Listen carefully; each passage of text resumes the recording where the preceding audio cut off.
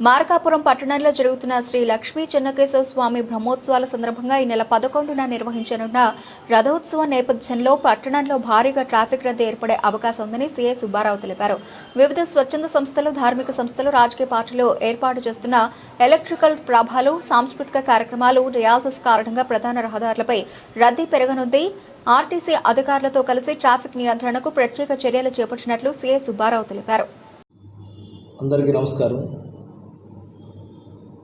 ఈరోజు రేపు మార్కాపురంలో జరుగుతున్న శ్రీ లక్ష్మీ చెన్నకేశవ స్వామి బ్రహ్మోత్సవాల సందర్భంగా ఈరోజు ఆర్కెస్ట్రా ప్రోగ్రాము, రేపు రథోత్సవం సందర్భంగా ట్రాఫిక్ని మళ్లించడం జరిగింది.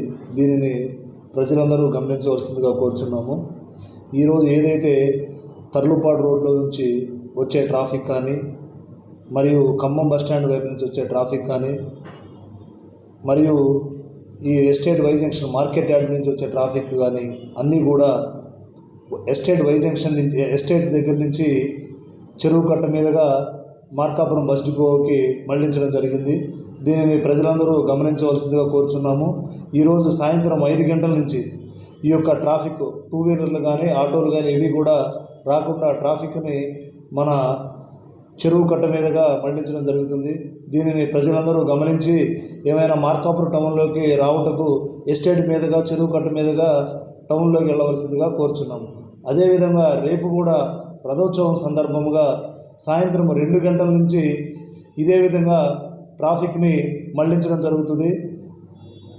సెవెన్ హిల్స్ సెంటర్ దగ్గర నుంచి ఖమ్మం బస్ స్టాండ్ వైపు, అంటే మన యొక్క ఏదైతే సిగ్నల్ పాయింట్ ఉందో ఖమ్మం బస్ స్టాండ్ సెంటర్లో, ఖమ్మం సెంటర్లో నుంచి దోర్నాల బస్ స్టాండు, అదేవిధంగా అమ్మవారిశాల, సెవెన్ హిల్స్, ఈ రోడ్లలో ట్రాఫిక్ని పూర్తిగా నిషేధించడం జరుగుతుంది.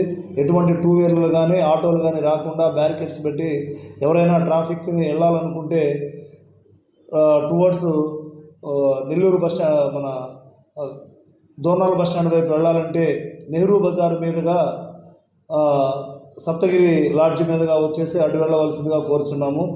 అదేవిధంగా ఎవరైనా ఖమ్మం బస్టాండ్ వైపు రావడానికి ఎస్టేట్ మీదుగా, చెరువు కట్ట మీదుగా వచ్చేసి బస్టాండ్కి, ఖమ్మం బస్టాండ్కి వెళ్ళవలసిందిగా కోరుచున్నాము. దీని అందరూ కూడా ప్రజలు గమనించి పోలీస్ శాఖకు, మున్సిపాలిటీ వారికి, రెవెన్యూ, ఆర్టీసీ వాళ్ళకి సహకరించవలసిందిగా కోరుచున్నాము. Thank you.